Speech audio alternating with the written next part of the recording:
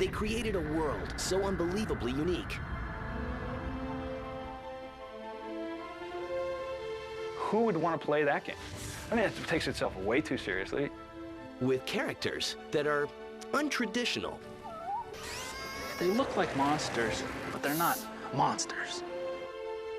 He's not a brainiac, he's not a jack of all trades, he's not a master or anything. He's a goofbag.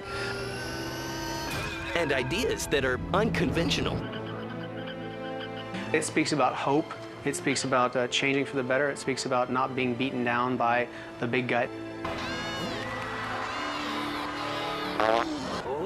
I was not responsible for his flatulence. Is that a nice way to say it? That's nasty.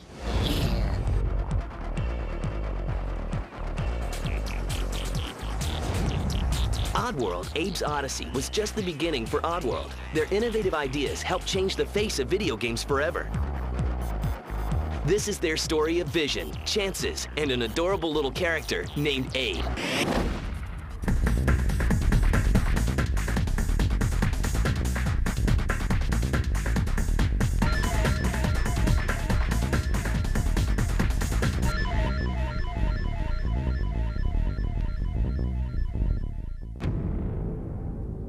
Years before Oddworld was created, the future co-founders were growing up in two very different worlds of their own. I was really lucky. I came from parents that had money, and I had the perfect childhood, and I went to USC, and it was a dream childhood. My first memory is sitting in the back of a police car and watching the lights bounce off the houses. My mother married an ex-Marine Teamster. You know, nothing against Teamsters, but I lived with them, so I have the right to say that. But what Lorne did have was a gift, and this gift meant everything. Art probably saved my life, because when I was in high school, I had just become a really bitter, negative, hostile person. Fate would then slowly begin merging these two lives together. While Sherry was working as an executive in computer animation, Lorne was earning his reputation as an accomplished art director. Then in 1991, while working at a special effects company, the businesswoman finally meets the artist. It was very clear that we were both really passionate about what we did. We both really wanted, to create high standards. I thought that for the first time in Hollywood, I was meeting someone that was really direct. Sherry would cut right to the chase. So she would just go, no, that sucks, that's good, that's awful. Beyond their similarities lies something that fascinates Sherry. I wouldn't even know how to describe it, except to say that he truly, truly is an artist. That's really who Lorne is. He's an artist. They officially partner up, spending the next few years creating computer animation rides. But along the way, Lorne picks up a new passion and shares his true vision with Sherry. And he said, what we really need to do is we need to build video games. And I thought he was kidding. And I went, why would I want to build a video game? And she just wasn't making the connection. And I was going, it's an economic connection that we need to make the leap to, Sherry. See, here's the deal. This is the new medium. We could be the Cecil B. DeMille's of what's coming down the road. This is music videos in 1980. Thanks to Lorne's persistence, a healthy, brand new video game company is born, and its name is Oddworld. Sherry and Lorne pack up their lives, leave the comforts of Hollywood, and set up shop in sleepy San Luis Obispo. Let the games begin. All video games either had to be some sort of an established puzzle, established fighting game, established this and that. And there was a way to combine all these. Hello, follow me. Okay. And still put out this intoxicating game, this little world that would draw you in. Scott isn't the only top talent intrigued by this unknown world. I realized the moment I walked in the door, I'll do whatever it takes so that I can become a part of this whole organization. So we have two leaders that didn't just say, hey, let's form a company because it sounds good. They had the background and the knowledge to say, here's what the images are going to look like, this is what the world's going to look like. And these images aren't typical. There are no superheroes or virtual babes. That's just wrong. Instead, there's the bizarre, the peculiar, and the odd. And the title for this odd game is going to be Soulstorm. It's not your cliche science fiction type stuff. They look like monsters, but they're not monsters. What we always wanted was to create a character that people could really identify with. Not the character that we'd like to be, you know, the Superman. And that's exactly what they created. And his name? My name's Abe. Yes, Abe. The lovable, goofy character with stitches mysteriously sewn on his mouth. Abe's responsible for leading us through the game while simultaneously trying to save his own kind. Tough gig. He's not a brainiac, he's not a jack of all trades, he's not a master of anything. He's a goofbag. But he's indicative of a much greater world that's out there.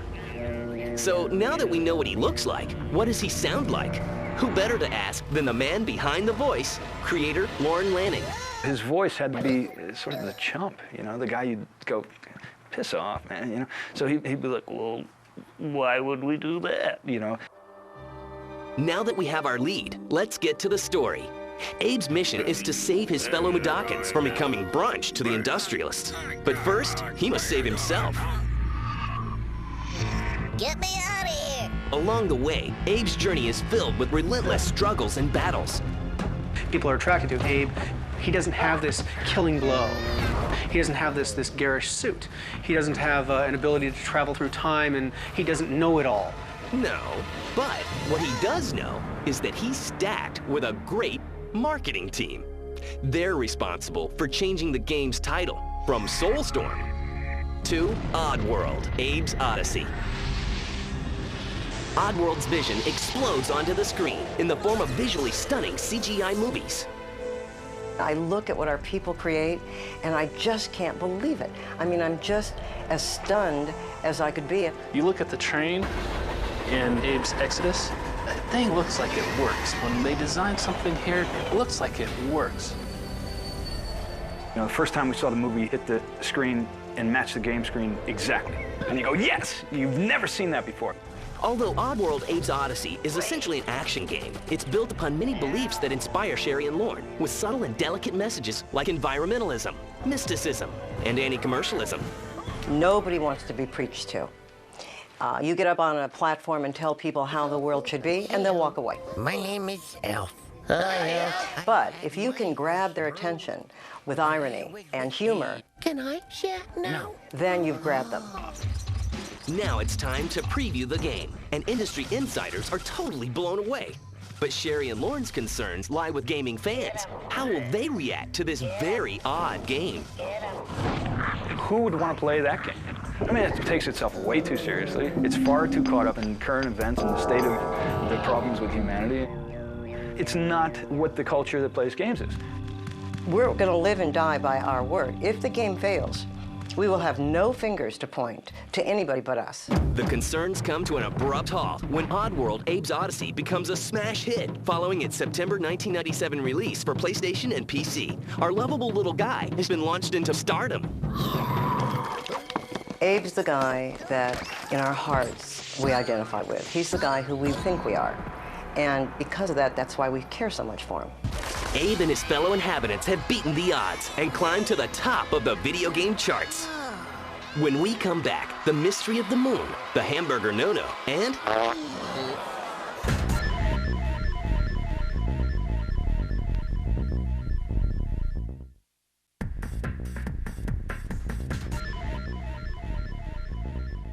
Sherry McKenna and Lorne Lanning dominated the video game industry with Oddworld, Abe's Oddysee. The 1997 release won more than 40 major industry awards and sold more than 2 million units worldwide.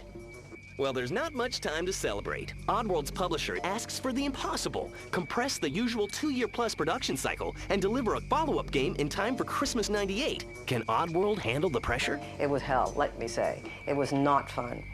We did it in 9 months. We got it done on time because that's what you're supposed to do. Deliver on time. We just had to prevail, and it was murder.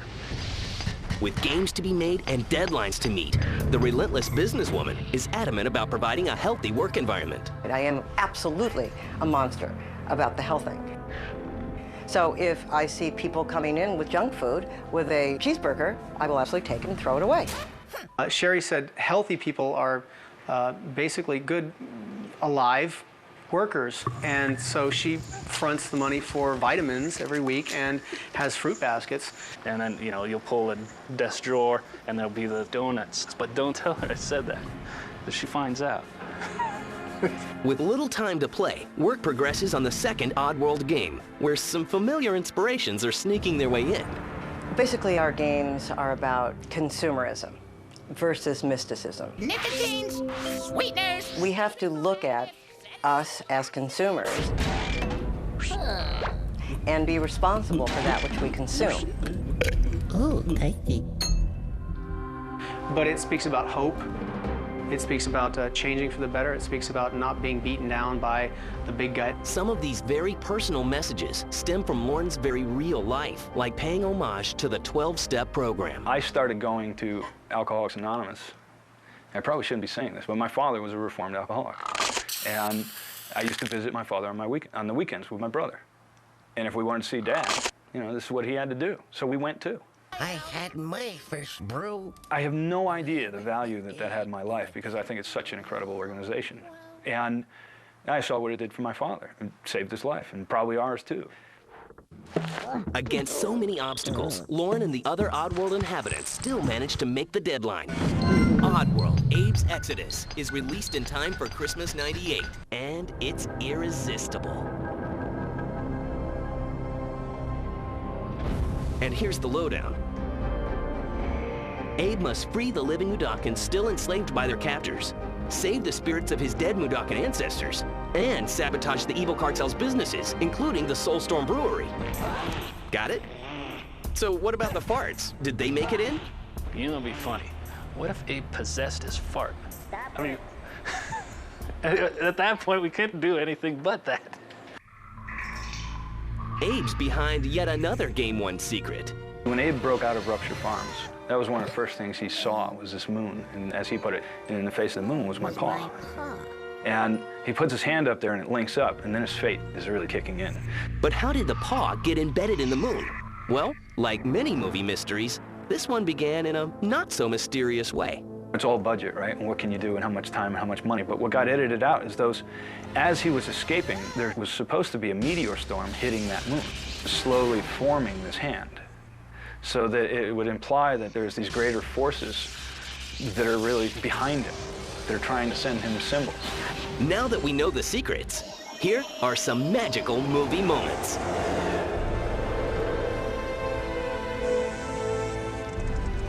I'm a fan of the movies as well. I mean, I'm just as stunned as I could be. And their enthusiasm proves to be historical, coming to life on screen in more than 22 minutes of mini movies. In 1999, they compose an animated short film from their movie game footage and submit it for an Academy Award. Would Abe actually get a chance to meet Oscar? And if he did, what in the world would he say? So we decided, why not? Our computer graphics, our movies, our cinematics in our games really are quite cool. And so we decided, let's submit it. Abe doesn't win the Oscar. So he ditches a career in movies and shifts his interest to music, landing himself a lead role in a German dance band's video. This isn't something someone's going to watch once. It's going to be every time they click on the TV and sit back and go, oh, here is eine Video. That's good. You kind of charge into it going, wow, this is something lots of people are going to see lots of times. The video becomes a huge hit, and Abe plants his spot as an international star. We interrupt this program. Coming up, Oddworld makes a decision that some fans say, I am screwed! and Abe gets a sidekick. He's a belcher.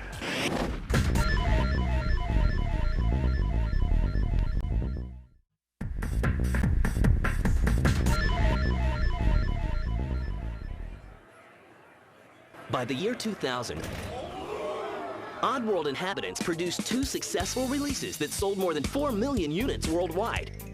Their collection of odd characters were embraced by gamers everywhere. We did our games on the PSX for Sony, and they were great. They were really great supporters. We were very happy being with Sony. Yet that fall, Oddworld drops the bomb on their fans, News for you, Blue. announcing they've agreed to create future versions of the Oddworld Quintology exclusively for Microsoft's upcoming Xbox. The Xbox is the content machine today. That machine is the machine that if creative minds are together, they can deliver better content on it. That's it. But fans are infuriated. When our fans found out that we had done that, we got more hate mail than you can even imagine. Somebody's really pissed off. Blasphemy it was. We had a feverish upswing. I go to the web, and you can't help but read the web. And there'll be some people, like, you know, talking crazy talk. I am totally screwed! And, man, that hurt. That hurt. It means they care that much. People believe so much in that universe. Can you imagine touching a human being so much to the point where they so believed in that character? They so identified with the world that we created. They so believed that Abe wouldn't do that. Abe wouldn't go there. Abe wouldn't react that way. For Oddworld, the changes are monumental. The crispness was kind of chilling. To get right up in the screen and kind of look for jagged lines or look for a time delay, you have your face kind of on the screen, just, no, Abe's still there, no, and your hair would fall out.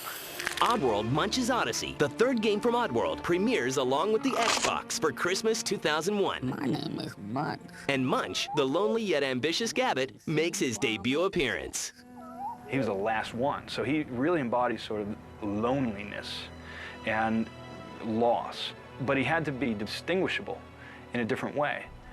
And he goes, I can't find anybody. you know, and when he'd say things like that, they'd just be like, oh, you know, and that's what we're trying to do, hit the heart, but in a twisted world.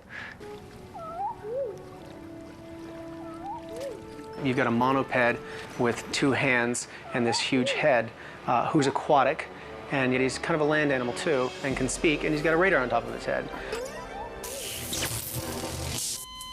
You know, you have to feel for the guy. You gotta like the guy, or at least I like the guy. Hey, what's happening? Hello, Abe. Hey, Munch. He's a belcher. Great. We got our farter, and we got our belcher. Don't tell anyone. But it is funny. That's nasty. I mean, Munch is funny. Munch is another clueless character And it happened. that pulls your heartstrings because he's the last of his kind. He's a Gabbit.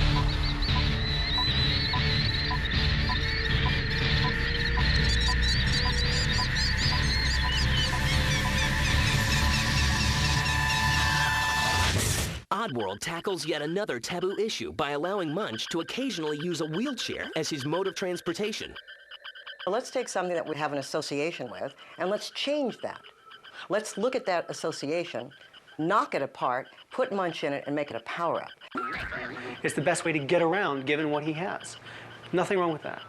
So again, something for people to kind of look at and go, this guy's really cool, this guy's really goofy, this is fun. But not all of Munch's assists come from a set of wheels.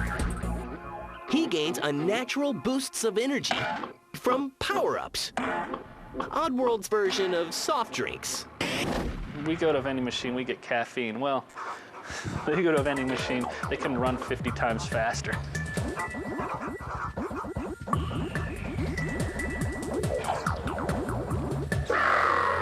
And Lorne takes a well-deserved moment to reflect on the magic of Oddworld. I think when we got shadows to cast directionally, and the way that that looked in the lighting, and the way that that matched the characters, there were certain points, like when we'd be going through the testing, I'd be going, that looks good, that looks good. Okay, make it great. Blow people away. Okay. The game looks great. In spite of the protests, Oddworld fans remain loyal and follow Abe to Xbox, picking up new fans along the way. Oddworld Munch's Oddysee becomes a worldwide hit. With 3 highly successful games, a string of awards, and fans around the globe, what will the Oddworld Inhabitants come up with next? We'd like Oddworld to turn into a family event. It'll be like turning on The Simpsons. When you turn The Simpsons on, everyone sits down and watches. That's hilarious. When you turn on Oddworld, Come on, Abe. We're right behind you. Right behind you. Right behind you, Abe. Okay. Here goes. it will be a family sitting on the couch and going, "Oh, Mike, did you see that? Whoa, that's too high for me." That's hilarious." That's our future. Guys, that is sweet. There's a lot of, I think, what has to define Oddworld is creativity. And the day that it's not defining that for the public, I think we've got major issues. We have to see that we're getting stale before our audience does. Naked mud wrestling. No, I'm kidding. I don't know, because every time we see the production art that comes down the pipe, after a while we're like, wow, this is nutty. This is great. How are we going to do this? I have no idea. I need a coffee.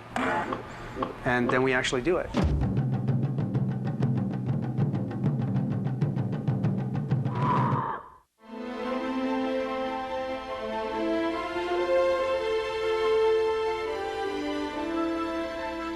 They're going to be very surprised. Let me just say that. The next game that we're creating, I think, is going to be not what they expect.